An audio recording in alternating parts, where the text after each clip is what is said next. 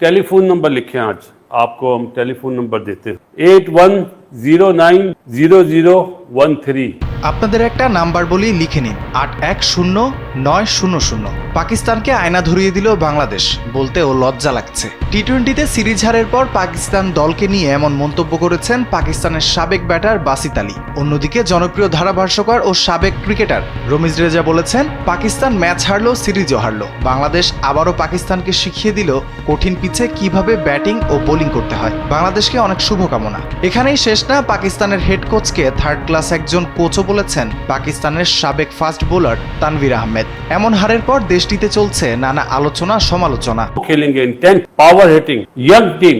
পাকিস্তানের কথিত modern cricket এবং পাওয়ার হিটিং এর কথাও কটাক্ষ করেছেন বাসিত আলী। ওরা বলেছিল 200 রান করবে, ইন্টেন্ট দেখাবে, ভয়হীন ক্রিকেট খেলবে। এসব গেল কোথায়? বাংলাদেশ তো করলো মাত্র 133, 200 থেকে 67 রান কম, তাও হারলাম। টস জিতেছি কিন্তু ম্যাচ হেরেছি। पाकिस्तान ने टॉस जीता लेकिन मैच नहीं जीता। পাকিস্তানের সমালোচনায় সাবেক পেসার শোয়েব আখতার বলেন, দলটি নতুন করে গড়তে হবে, এমনকি সেটা 20 বছর সময় লেগে গেলেও কোনো সমস্যা নেই। আপনার সেরা একাদশ কোনটা সেটিই আপনি জানেন না।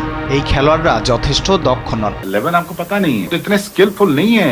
পাকিস্তানের মাটিতে যে হারের বৃত্ত এঁকেছিল বাংলাদেশ, এবার পাকিস্তানের বিপক্ষে সেই ধবল ধোলাইয়ের সুযোগ ঘরের মাঠে। শ্রীলঙ্কায় টি-20 ইতিহাস গড়ার পর বাংলাদেশের কাছে আবারও সুযোগ পাকিস্তানকে হোয়াইট ওয়াশ করে নিজেদের প্রমাণ করার। নতুন অধিনায়ক লিটনের নেতৃত্বে ভালোই ছন্দে বাংলাদেশ। শেষ ম্যাচেও জয় দিয়ে শেষ হাসি হাসবে বাংলাদেশ, এমনটাই প্রত্যাশা ভক্তদের।